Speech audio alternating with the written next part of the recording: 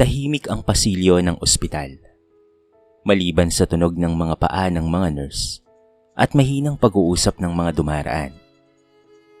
Sa loob ng silid 207, nakahiga si Donato.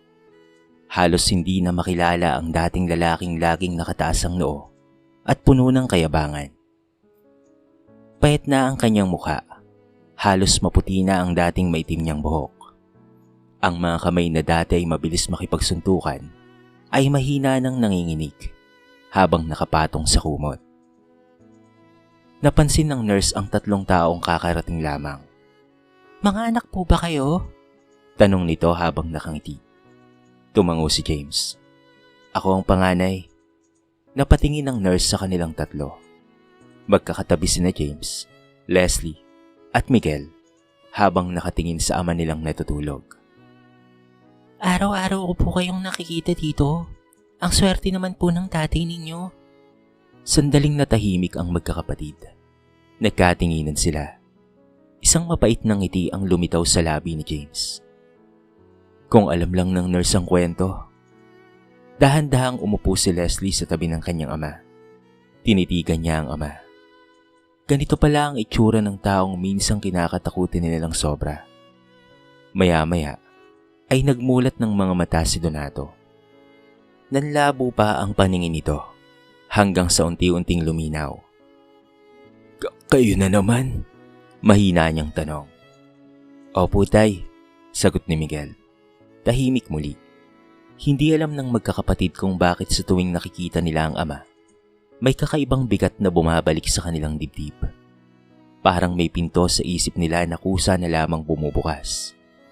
At sa likod ng pintong iyon, naroon pa rin ang mga alaala. Mga alaalang pilit nilang tinakasan noon. Masayang tumatawa si Miguel habang tumatakbo sa maliit nilang bakuran. "Habulin mo ako, kuya. Hindi kita mahuhuli," natatawang sigaw ni James. Sa gilid naman ay nakaupo noon si Leslie habang nilalagyan ng dahon ng lumang lata na ginagawa niyang laruan. Sa loob ng bahay, abala si Aling Lourdes sa pagluluto. Kahit maliit ang bahay nila at halos tagpi-tagpi na ang dingding, masaya pa rin sila sa simpleng sandali. "Kain na kayo," tawag ni Aling Lourdes. Mabilis na pumasok ang magkakapatid. "Ang sarap ng ulam natin, Nay," masayang sabi ni Miguel. Ngumiti si Aling Lourdes. "Pasensya na mga anak ha, itlog lang muna." "Masarap naman po eh," sabi ni James. Nagsimula silang kumain habang nagtatawanan. Si Leslie ay nagkikwento ng nangyari sa paaralan. Si Miguel naman ay panay ang pagpapatawa. At sa ilang minutong iyon, para silang normal na pamilya. Para silang walang problema. Biglang narinig ang malakas na kalabog ng gate. Napahinto si Lourdes. Nawala ang ngiti niya. Napatingin ng 3 mga bata sa kanilang ina. Sunod ay narinig ang pamilyar na boses. "Oy Lourdes, nasaan ka na?" Kasabay noon, ang malakas na pagtawa ng ilang lalaking kasama nito. Unti-unti, nawala ang mga ngiti sa mukha ng magkakapatid. Si Miguel ay yumuko. Mahigpit na humawak naman si Leslie sa kutsara. Napatingin si James sa pintuan. Kilala nila ang boses na yon. Kilala nila ang kahulugan noon. Kapag dumating si tatay, parang nawawala ang saya sa bahay. Pagkabukas ng pinto, ay agad na bumungad si Donato. Amoy alak ang kanyang katawan.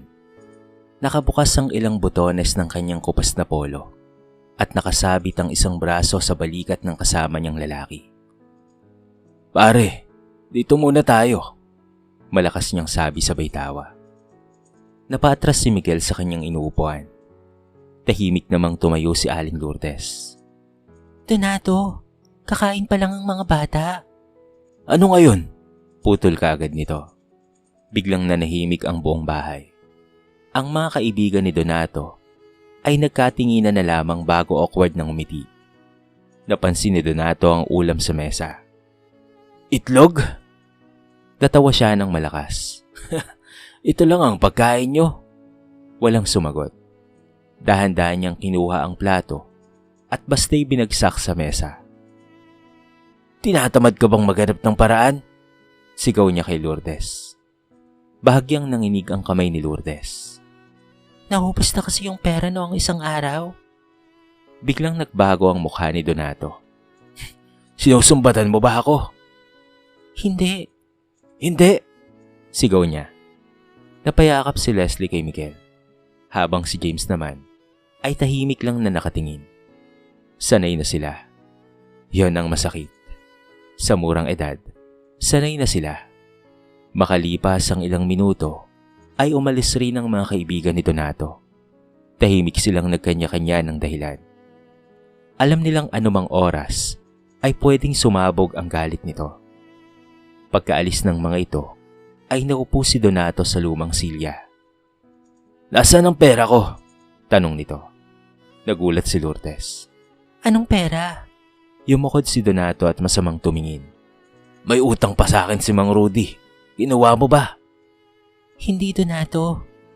Hindi na nakasagot pa si Lourdes nang maras nitong inihagis ang baso doon sa may dingding. Napapikit ang magkakapatid. Nabasag ang baso. Parang yun lagi ang tunog sa bahay nila. Basag na plato, basag na bote, basag na katahimikan. At unti-unti, basag na rin ang pagkabata nila. Lumipas ang mga araw ngunit hindi nagbago si Donato. Sa umaga ay natutulog ito. Sa hapon naman ay wala sa bahay. At sa gabi, palagi itong lasing. May mga araw pang may dumarating na mga tao sa bahay nila. Nasaan ang asawa mo? Sabihin mo bayaran niya na yung utang niya ha? Nahihiyang yumuko si Lourdes habang nakasilip ang mga bata sa bintana. Minsan naman ay may babaeng naghanap kay Donato. Naalala ni Leslie noon ang isang babaeng nakapulang damit. Ngumiti ito sa kanya. Narin ba ang tatay mo? Tahimik lang siyang tumango. Hindi niya pa noon naiintindihan ang ibig sabihin ng mga bulungan ng kapitbahay. Pero naririnig niya. Kawawa naman ang asawa ni Donato, no? Oo, sinabi mo pa. Babaero talaga yan. Kinukulo lang niya ang pamilya niya. Hindi niya pa lubos na maintindihan. Pero ramdam niya ang sakit sa mga mata ng nanay niya. Isang gabi, nagising si James dahil sa uhaw. Tahimik siyang bumangon at lumabas. Akala niya tulog na ang lahat. Pero natigilan siya. Sa madilim na kusina ay nakita niya si Lourdes. Tahimik itong nakaupo. May hawak na isang baso ng tubig. At umiiyak. Tahimik. Walang hikbi. Walang tunog. Parang sanay na rin itong masaktan. Naramdaman ni James ang paninikip ng dibdib. Bata pa siya. Pero may mga bagay na siyang unti-unting naiintindihan. Hindi pala lahat ng tahanan ay ligtas. Hindi pala lahat ng tatay ay sandalan. At habang nakatingin siya sa inang umiiyak sa dilim, may mabigat na pakiramdam na dahan-dahang namuo sa kanyang puso. Pakiramdam na kahit bata pa siya, kailangan niya ng maging matanda. Lumipas ang mga taon. Unti-unting lumalaki ang magkakapatid. Pero kasabay noon, ay ang unti-unti ring nawawala ang mga bagay na dapat sana'y normal sa kanilang pagkabata. Habang ang ibang bata ay iniisip kung anong laruan ang gusto nilang bilhin o anong palabas ang kanilang papanoorin, sina James, Leslie at Miguel ay may ibang bagay nang iniisip. Kung may kakainin pa ba sila kinabukasan? Kung magkakagulo na naman ba pag uwi ng tatay nila? Kung iiyak na naman ba ang nanay nila sa gabing iyon? Minsan sa paaralan, nakatingin lang si James sa mga kaklase niyang masayang nag-uusap. James, sasali ka ba sa field trip? Tanong ng kaklase niya. Napangiti siya ng pilit. Hindi na. Bakit naman? Hindi kasi ako pwede. Pero ang totoo, wala siyang pambayad.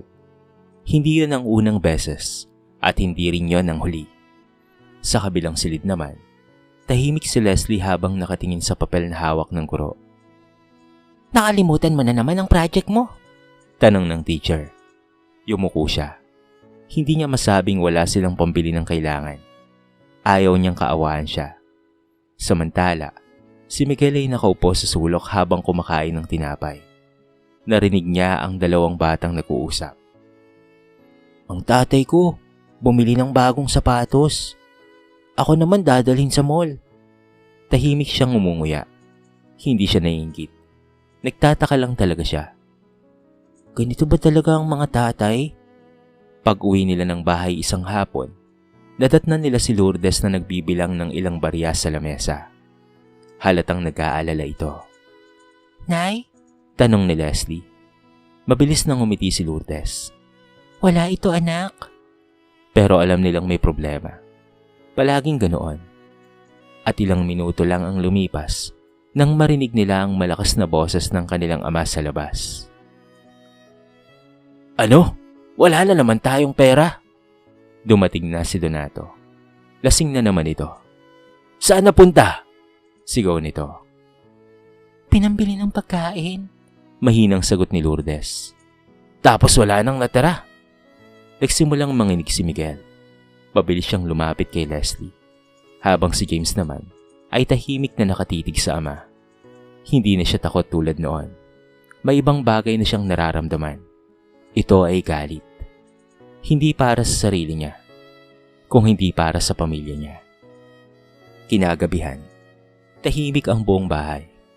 Naririnig lamang ang mga kuliglig sa labas at mahihinang tahol ng aso sa malayo. Hindi makatulog sina James, Leslie at Miguel. Kaya umakyat silang tatlo sa maliit na bubong ng bahay. Paborito nilang lugar yon. Doon kasi kahit papaano, hindi nila naririnig ang mga sigawan sa loob. Tahimik silang tumingin sa mga bituin. Ano kayang pakiramdam na may normal na pamilya? Biglang tanong ni Miguel. Tahimik. Nagyuko si Leslie. Pagkatapos ng ilang segundo ay nagsalita siya. Ayoko ng ganitong buhay. Mahina ngunit ramdam ang sakit sa boses niya. Napatingin si James sa dalawa niyang kapatid. Matagal siyang hindi nagsalita. Pagkatapos ay tumingin siya sa langit. Kapag nagkapamilya tayo balang araw, napatingin sa kanya sina Leslie at Miguel. Hindi tayo magiging tulad ni tatay. Natahimik silang tatlo. Sa gabing iyon, walang nagsalita kaagad. Pero isa-isa silang tumango. At sa ilalim ng tahimik na langit, tatlong batang sugatan ang gumawa ng pangakong hindi nila alam kung gaano kahirap tuparin. Mabilis na lumipas ang panahon. Ang mga batang dati ay nagsisiksikan sa maliit na bubong ng bahay habang nangangarap ng mas magandang buhay ay unti-unti nang nagiging mga binata at dalaga. Ngunit habang tumatanda sila, lalo nilang naramdaman ang bigat ng realidad. Hindi sapat ang pangarap lang. Kailangan rin ng sakripisyo. Si James ang unang nakaramdam nito. Panganay siya. At sa murang edad, pakiramdam niya ay matagal na siyang naging ama kahit hindi naman siya dapat. Isang gabi, habang nagkakainan sila ng kaunting tuyo at kanin, tahimik siyang nagsalita. Nay, napatingin si Aling Lourdes. Hinto na po muna ako sa pag-aaral. Natigilan siya. Ano? Hindi pwede, anak. Magtatrabaho po muna ako. Biglang bumigat ang hangin sa loob ng bahay. James, hindi maaari yun. Nanginginig ang boses ni Aling Lourdes. Kaya pa natin, anak. Ngunit ngumiti lamang si James. Yung ngiting pilit. Yung ngiting matagal na niyang natutunang isuot para hindi mag-alala ang iba. Kaya ko po ito, Nay. Sa gilid ng mesa, tahimik na yumuko sina Leslie at Miguel. Alam nila ang totoo. Hindi kaya ng pamilya nila. At mas alam nila na hindi magbabago ang isip ni James. Makalipas ang ilang linggo, ay nagsimula siyang magtrabaho sa isang talyera. Minsan ay umuwi siyang may mga gasgas sa kamay. Minsan naman ay amoy langis ang damit. Pero hindi siya nagrereklamo. Kapag iniabot niya ang pera kay Aling Lourdes, lagi niyang sinasabi, Nay, pangdagdag po sa gastos natin. At sa bawat perang iniabot niya, unti-unti niyang naisasantabi ang kanyang mga pangarap. Samantala, si Leslie naman ay pilit na ipinagpapatuloy ang pag-aaral. Sa umaga, estudyante. Sa hapon, tumutulong sa pagtitinda ng kung ano-ano. Kung minsan, Naglalaba para sa mga kapitbahay. Madalas ay pagod na siya pag uwi. Pero kapag nakikita niya ang kanyang ina, pinipilit pa rin niyang umiti. Si Miguel naman ay lalong nagsipag sa pag-aaral. Pakiramdam niya, dala niya ang mga sakripisyo ng buong pamilya. Kapag inaantok siya sa gabi habang nag-aaral, naaalala niya ang mga kamay ni James na puro sugat at ang pagod sa mukha ng kanyang kapatid na si Leslie. Kaya hindi siya sumusuko. Habang pilit na inaayos ng magkakapatid ang buhay nila, mas lalo namang lumalala itong si Donato. Mas madalang na itong umuwi. Mas dumami na ang mga naghahanap dito dahil sa utang. Mas dumami na rin ang mga bulong ng mga kapitbahay. May iba na naman daw na babae. Kawawa naman si Lourdes. Isang hapon, umuwi si Donato habang nag-iimpake ng ilang damit. Tahimik lang ang magkakapatid na nakatingin. Alis muna ako. Walang nagtanong kung saan pupunta. Walang nagtanong kung kailan babalik. Sanay na sila. Tumingin si Lourdes. Donato? Pero hindi na siya pinansin nito. Lumabas ito ng bahay na para bang ordinaryong araw lang. Parang walang iniwang pamilya. Parang walang tatlong anak na matagal nang naghihintay na minsan ay piliin naman sila. Tahimik ang buong bahay pagkatapos magsara ng pinto. Walang umiiyak, walang nagsasalita. Dahil minsan, may mga sakit na lampas na sa luha. Habang nakatingin si James sa pintong dinaanan ng ama nila, may isang bagay siyang napagtanto. Hindi lahat ng pag-alis ay pagkawala. Minsan, may mga taong kailangang lumayo para makahinga ang mga naiwan. Lumipas ang maraming taon. Unti-unti nang gumaan ang buhay ng pamilya nila matapos ang mahabang panahon ng pagtitiis. Hindi man naging madali ang lahat, pero natuto silang tumayo gamit ang sarili nilang mga paa. Tuluyan nang tumanda si Aling Lourdes. Mas marami na ang puting buhok nito at mas kita na ang pagod sa mukha. Ngunit sa unang pagkakataon matapos ang napakaraming taon, madalas na rin itong ngumiti. At yon ang mahalaga sa magkakapatid. Si James ay nakapag-ipon at naging supervisor sa isang maliit na kumpanya ng construction. Nagkaroon siya ng asawa at isang anak na lalaki. Si Leslie naman ay nakapagtrabaho sa isang opisina. Nagkaroon din siya ng mabait na asawa at 2 anak. Si Miguel, ang dating batang laging nagtatago sa tuwing nagwawala si Donato, ay nakapagtapos din ng pag-aaral at naging mekaniko. Nagkaroon rin siya ng sariling pamilya. Ibang-iba na ang buhay nila. Wala nang sigawan sa loob ng bahay. Wala nang gabing naghihintay sila kung lasing bang uuwi ang kanilang ama. Wala nang takot. Isang linggo, nagtipon silang magkakapatid sa bahay ni Lourdes. Masayang tumatakbo ang mga anak nila sa bakuran habang nagtatawanan. Saglit na natigilan si James habang pinapanood ang anak niyang nakikipaglaro. Naalala niya ang sarili niya noon. Noong mga panahong ang bawat tunog ng pagbukas ng gate ay dahilan para kabahan siya.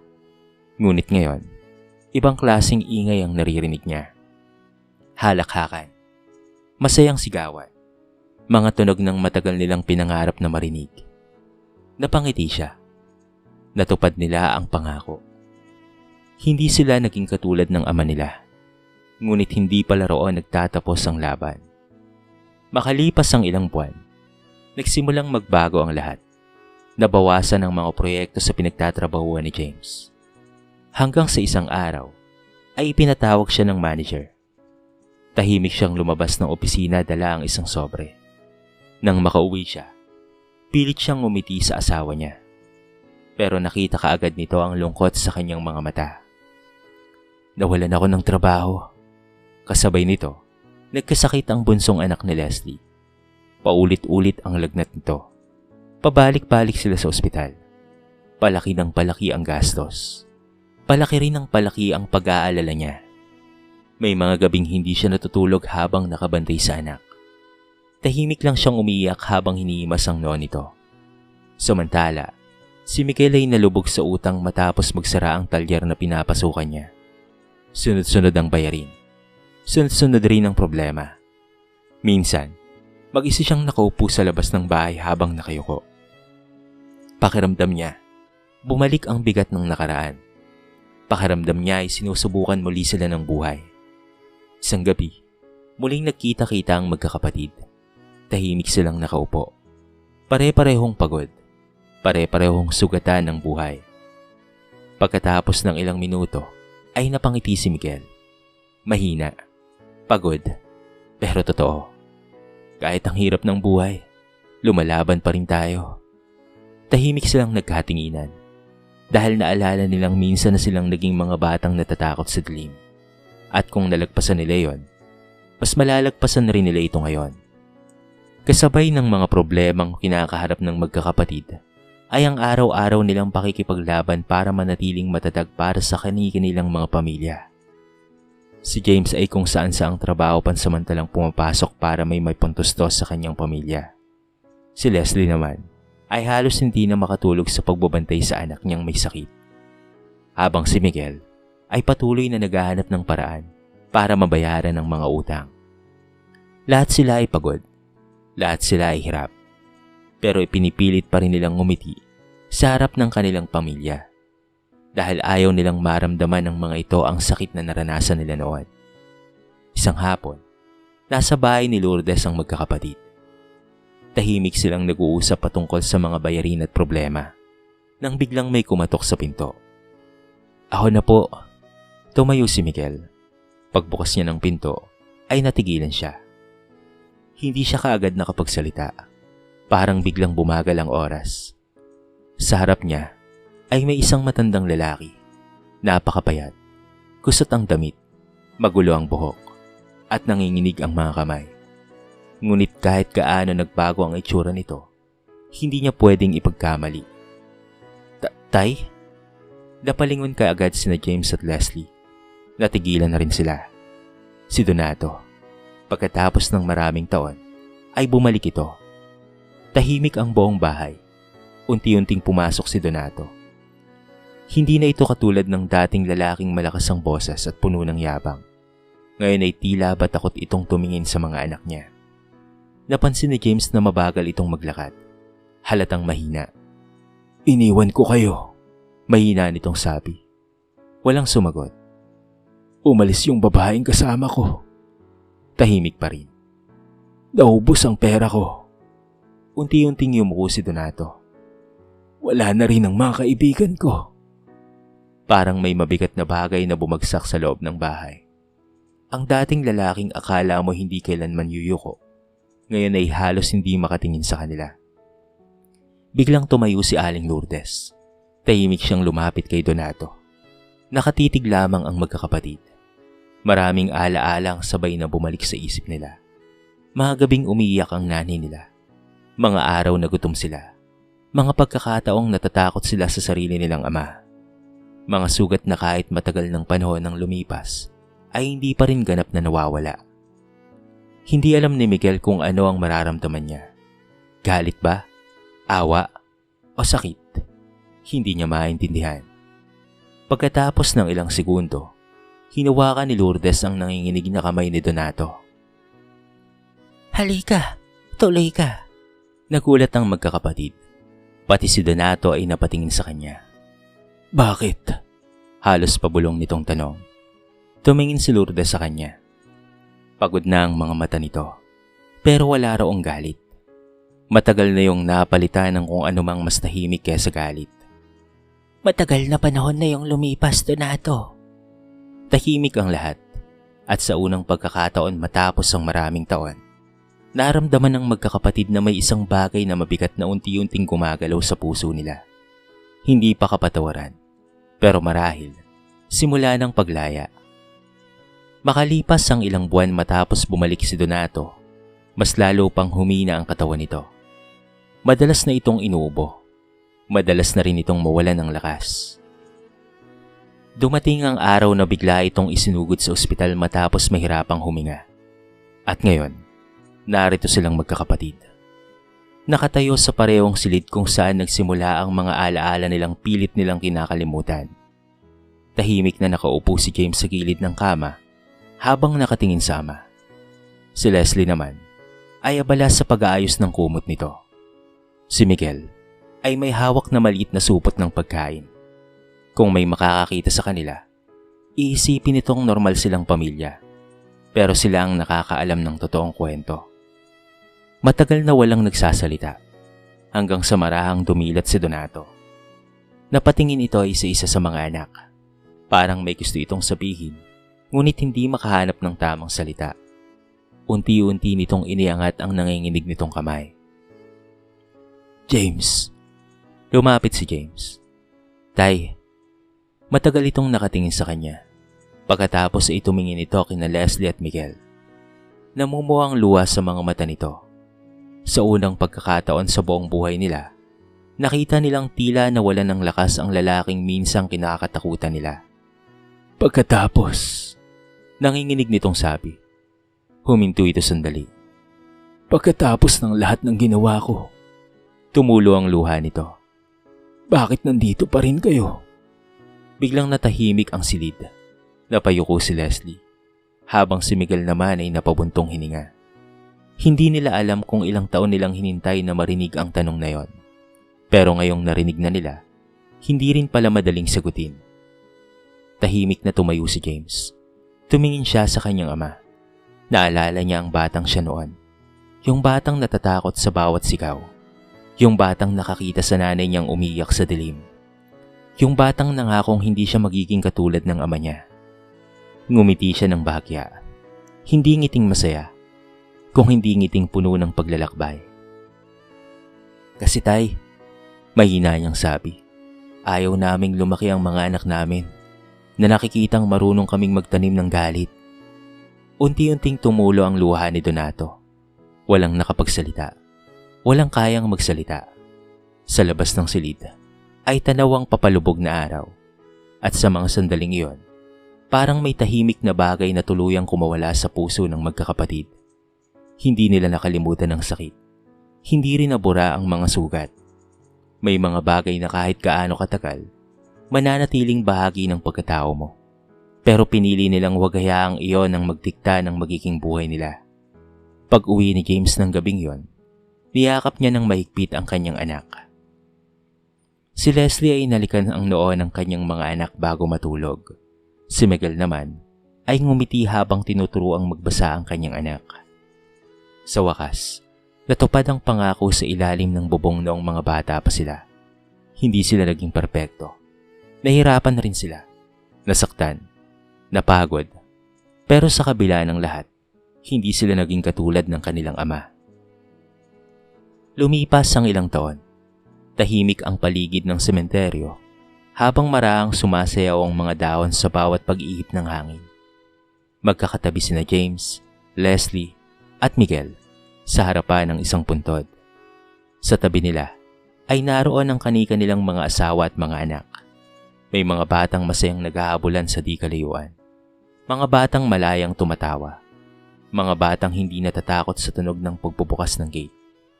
Mga batang hindi kinakailangang mga pasadilim para lamang maramdaman ang katahimikan. Marahang inilapag ni Leslie ang mga bulaklak. Tahimik niyang pinunasan ang kilid ng kanyang mga mata. Napatingin si Miguel sa pangalan na nakaukit sa puntod. Lourdes, ang babaeng buong buhay na nagsakripisyo para sa pamilya. Ang babaeng tahimik na lumaban kahit wala ng lakas. Ang babaeng nagtiis ng sakit para lamang masigurong hindi mawawasak ng tuluyan ang mga anak niya. Tahimik silang nakatayo. Maraming alaala ang muling bumalik. Ang maliit nilang bahay. Ang mga gabing puno ng sigawan. Ang mga takot na pilit nilang itinatago noon. At ang pangakong ginawa nila sa ilalim ng bubong noong mga bata pa sila. Napangiti si James habang pinagmamasta ng anak niyang masayang tumatawa. Hindi niya namalayang minsan na pala siyang naging ama na pinangarap niyang magkaroon noon. Biglang nagsalita ang bunsong si Miguel. Mahina, pero malinaw. Hindi natin napili kung sino ang magiging magulang natin. Napatingin sa kanya si James at Leslie. Tumingin siya sa mga batang naglalaro. Pero nasa atin kung anong klaseng magulang ang magiging tayo. Unti-unting napangiti si na James at Leslie. At sa unang pagkakataon matapos ang napakahabang panahon, hindi na sakit ang naramdaman nila sa paglingon sa nakaraan. Kung hindi pasasalamat. Dahil kahit lumaki silang sugatan, hindi nila ipinasa ang sugat. Sa halip, ginawa nila itong dahilan para magmahal ng mas tama.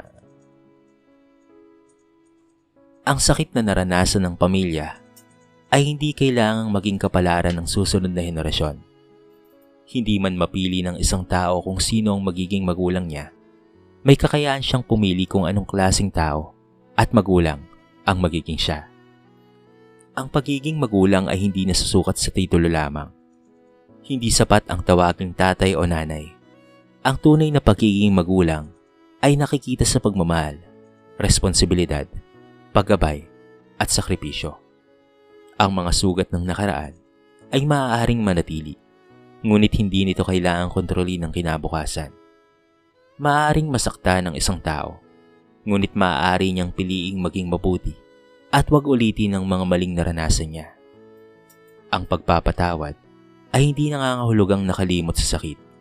Minsan, ang pagpapatawad ay para mapalaya ang sarili mula sa bigat ng galit at hindi para bigyang katwiran ang maling ginawa ng iba. Ang tunay na tagumpay ay hindi lamang pera o magandang buhay. Ang pinakamahalagang tagumpay ay ang pagbuo ng pamilyang puno ng pagmamahal, respeto at kapayapaan.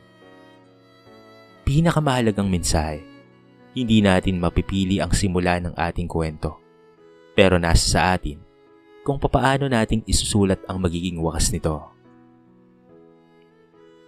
Dito na po nagtatapos ang ating maiksing kwento sa araw na ito. Sana po ay nagustuhan nyo at sana po ay kinapulutan nyo ng maraming aral. Kayo mga kabarangay, ano ang masasabi nyo sa ating kwento? I-comment nyo naman po sa baba ang inyong mga reaksyon at babasahin natin ang lahat ng yan. I-comment nyo na rin kung taga saan kayo para naman malaman ko kung hanggang saan nakaabot ang video na ito. Paki-like and share na rin po ang ating kwento para mapakinggan na rin ng iba. At kung bago ka pa lamang sa ating channel, baka naman pwedeng pakihit ang subscribe button at bell notification button para palagi kang updated sa mga bago nating upload na katulad nito. So paano mga kabarangay? Hanggang sa muli. Thank you so much and peace out.